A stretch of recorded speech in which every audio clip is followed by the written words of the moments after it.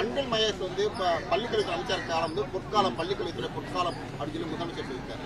எப்படி பாத்தீங்கன்னா கல்வி கல்வித்துறை காமராஜர் அப்படின்னு சொல்லக்கூடிய காலகட்டத்தில் இவர் வந்து அமைச்சரா பொறுப்பேற்ற வந்து இந்த தமிழகத்துக்கு வந்து பள்ளிக்கல்வித்துறை வந்து பொற்காலமா இருக்கு.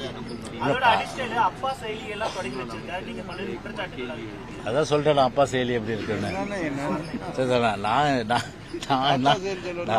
நான் என்ன சொல்றேன்னா, ஒரு அரசு பள்ளிக்கூடங்களில் போகுங்க, நீங்களே போங்க. அரசு பள்ளிக்கூடங்களில் ஒரு அடிப்படை கட்டமைப்பு வசதி அரசு பள்ளிக்கூடங்களில் இருக்கான்னு பாருங்க. இப்போ இன்னைக்கு கூட 500 கோடி ஒரு தினமலர் பத்திரிகையில் பெரிய ஆர்டிக்கலே வந்துருக்கு. 500 கோடி அது ஒரு ஹைக்யூ, அதாவது தகவல் தொழில்நுட்ப அந்த நாலேஜை சின்ன வயசுலேயே கொண்டு வரணுன்றதுக்காக அதை பணம் வந்து ஒதுக்கீடு செய்யப்படுது. செலவே பண்ணலையே, 500 கோடி செலவு பண்ணலாங்க. இன்னைக்கு தினமலர் பத்திரிகையில் வந்துருக்கு, படிங்க நீங்க. அப்படியெல்லாம் பார்த்தினா வெறும் வந்து அவருக்கு வந்து அதாவது உதயநிதி ஸ்டாலினுடைய ரசிகர் மன்ற தலைவராக தான் இருக்க லாக்கி ஒழிய அன்பில் மகேஷ் ஒரு பள்ளி கல்வித்துறை அமைச்சராக இருக்கிறதுக்கு லாக்கே கிடையாது.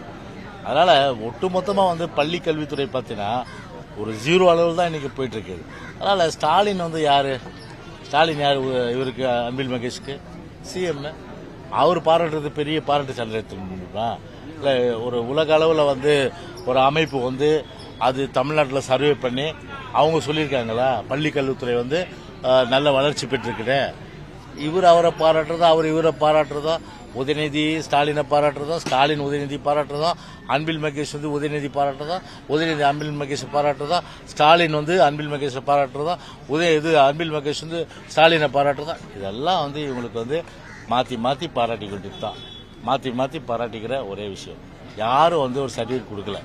ஒரு என்ன நேஷனல் லெவலில் ஏதாவது சர்டிஃபிகேட் கொடுத்துருக்காங்களா? த பெஸ்ட்டு இதுன்னு சொல்லிட்டு இப்போ மொழிக் கொள்கையில் நாங்கள் தீவிரமாக இருக்கோம். இருமொழி கொள்கைன்ற அடிப்படையில் அது எப்போ தூக்கத்தில் எழுப்பி கேட்டாலும் சரி, அண்ணாவழி, அம்மாவழி, புரட்சி தலைவர் வழின்னு சொல்லிட்டு போவோம்.